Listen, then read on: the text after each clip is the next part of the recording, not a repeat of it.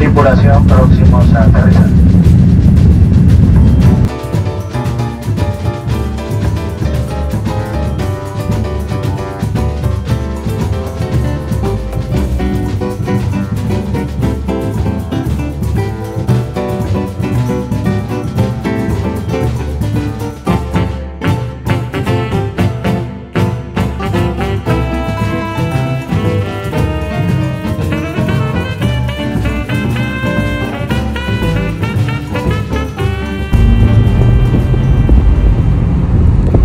Hola amigos de F1 Latam, el portal de Fórmula 1 para Latinoamérica. Bienvenidos al IPRIX de Sao Paulo. Estamos aquí gracias a una invitación de Porsche Latinoamérica y de Autoelite, el importador exclusivo para Colombia. Y en este video van a ver todos los detalles de esta sexta válida del Campeonato Mundial de la FIA Fórmula E, el Campeonato Mundial de Autos Eléctricos, en el que Porsche está liderando no solo en equipos sino también en pilotos. Hemos tenido un contacto con la marca, un taller, los pilotos, en fin, muchas actividades alrededor, así que los invito a ver este video que les va a gustar mucho a los amantes de los autos y en especial de los eléctricos. Bienvenidos. Olá, amigos da F1 Latam.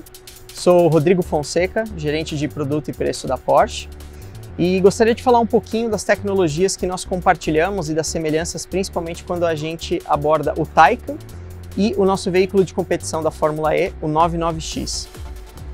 Desde o lançamento do Taycan, nós introduzimos diversas tecnologias que se tornaram uma grande referência dentro do segmento, seja na arquitetura elétrica, a parte de motorização, sistema de baterias e assim por diante.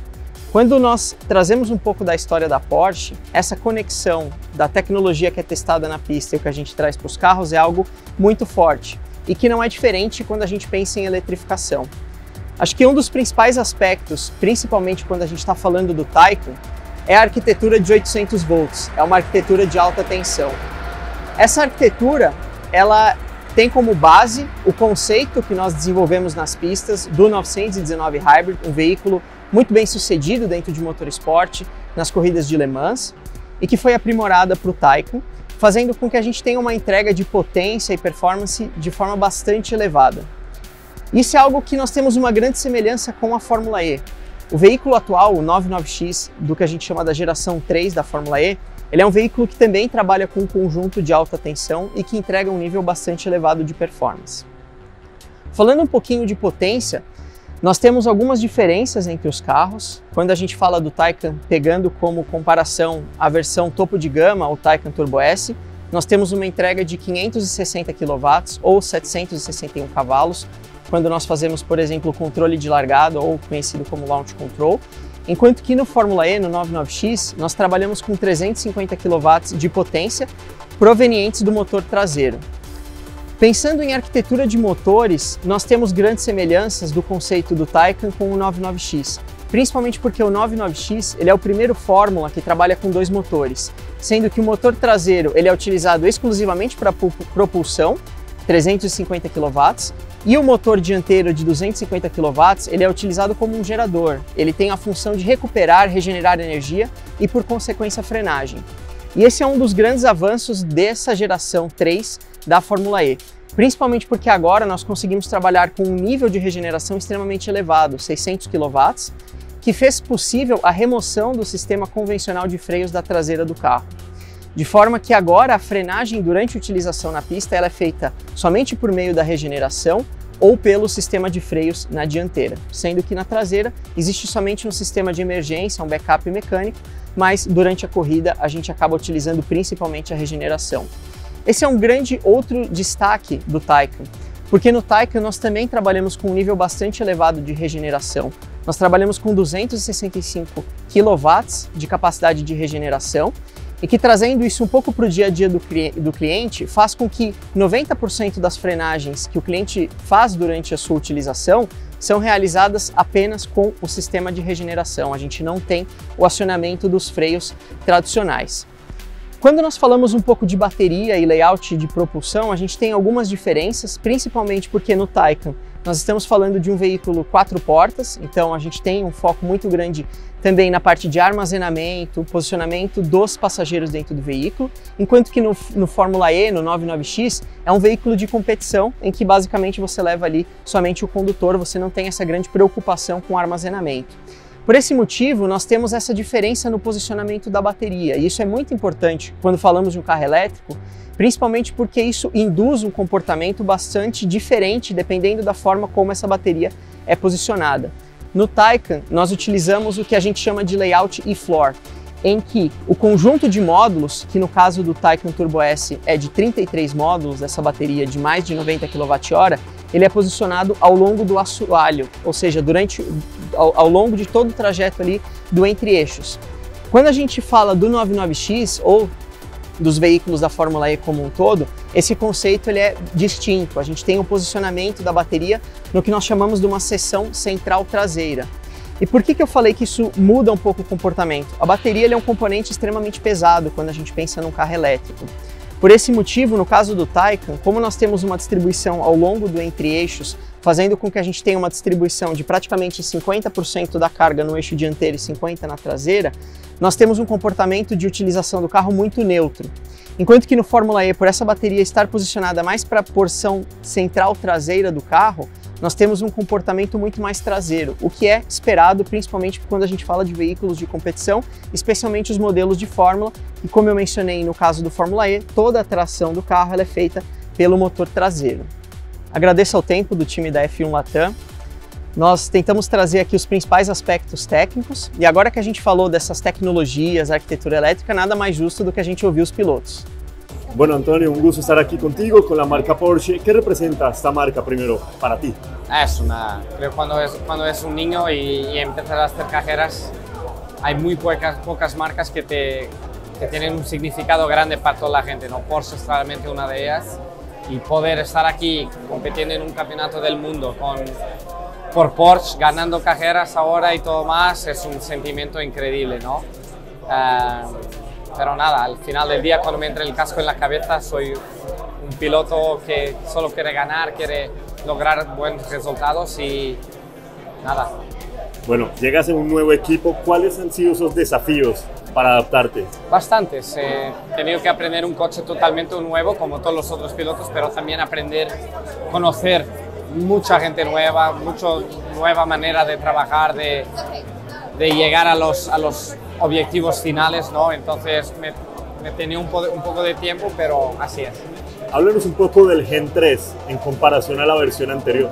Bueno, es un coche muy eficiente, ya que tenemos ya 600 kilowatts de regeneration, o sea, el doble de lo que tenemos como potencia, entonces un coche muy eficiente para todos. Un coche más rápido, más potencia, menos peso, como pilotos siempre nos gusta, ¿no? Y nada, es muy desafiante manejarlo. Ya has sido campeón de esta categoría, lógicamente lo tienes como objetivo. ¿Cuáles son esos secretos? Porque vemos que el nivel es muy similar entre todos los equipos. ¿Dónde se hace la diferencia? Bueno, tienes que ser rápido, claro, pero consistencia. No hacer errores, hacer puntos siempre que puedas. Porque estamos cada vez más competitivos. Aquí todo el mundo cada vez mejor. Estamos muy cerca como tiempo también. Por eso ejecutar bien los fines de semana es lo más importante. Bueno, hablemos de tu compañero Pascal Wehrlein, se conocen de hace muchos años. ¿Cómo es ser el parceiro? Bien, Pascal es muy buen piloto, muy rápido, está trabajando muy bien, está ayudando también con el equipo y nada, está bien liderando el campeonato, ha hecho un inicio de temporada increíble y nada, aquí estamos trabajando bien juntos y mejorando el equipo. Finalmente, competir aquí en Brasil, en Latinoamérica, ¿cómo es tu sensación y te gustaría más carreras acá en nuestra región? Sí, me gustaría un montón. Aquí es como mi carrera de casa, ¿no? Puedo hablar la misma lengua que todos, lo mismo idioma y siempre me reciben muy bien aquí, entonces contento por estar aquí. Bueno, muchos éxitos este fin de semana. Gracias, Antonio.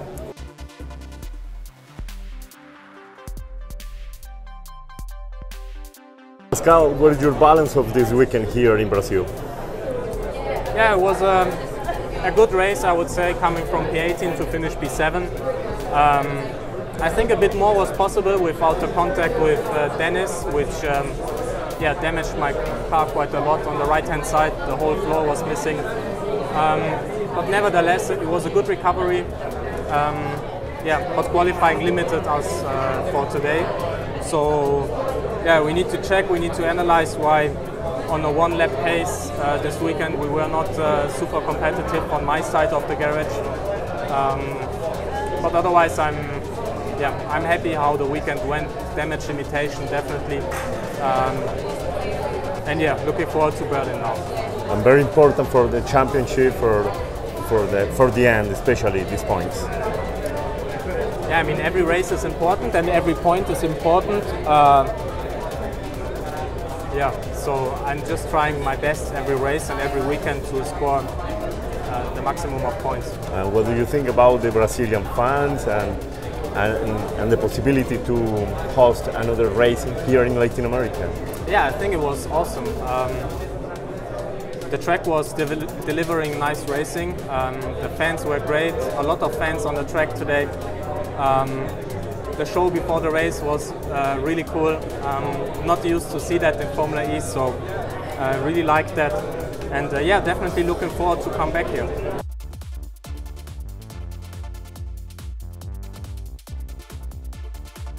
Una carrera muy divertida, de mucha estrategia, de ser inteligente a manejar toda la energía. Yo creo que la estaban haciendo muy bien, el equipo me estaba ayudando bastante bien cuando irme al attack mode o más. El problema fue que hice un mejor yo cuando me tuve que salir adelante en la 1 y te tienes que fermarte, por cierto, para no tener un penalty. Y ahí me pasé de segundo a séptimo y me costó todo el trabajo que había hecho en las últimas 20 vueltas, me costó todo ese trabajo. Entonces, al final contento de poder recuperar hasta cuarto, pero quería ganar hoy y creo que lo pudimos haber hecho. Esperemos que sea la primera y la última vez que vengo a Brasil sin podio. Pero nada, creo que el circuito estaba espectacular, la organización espectacular, mucha gente, muchos medios. Para mí uno de los mejores eventos de la Fórmula E de los últimos tiempos, por eso muy contento con todo el trabajo que se ha hecho aquí. Bueno, Antonio, cuéntanos la sensación de estar aquí en Brasil, en Latinoamérica, y ¿te gustaría otra válida en algún otro país, por ejemplo en Colombia? Sería perfecto, Colombia, ya habíamos hecho carreras en Chile, en Argentina, y la afición aquí en Latinoamérica siempre es la más espectacular. Tenemos carrera en México también, que es increíble. Pero nada, contento de estar aquí, es como mi carrera de casa porque puedo hablar la lengua y todo más, entonces sí, me ha gustado bastante. Bueno, ¿qué aprendizaje sacas de este primer IPRIX aquí en Sao Paulo? Que hacer menos errores en las carreras para no costarme podios, pero los errores pasan, somos humanos y lo importante es que seguimos mejorando como equipo, como piloto, todo el package. Estoy seguro que creo que podemos pelear por el campeonato ahora.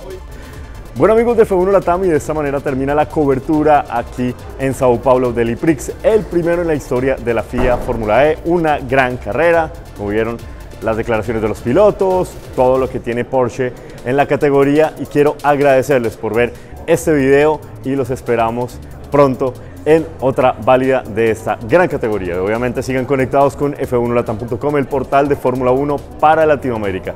Una buena tarde para todos, muchas gracias.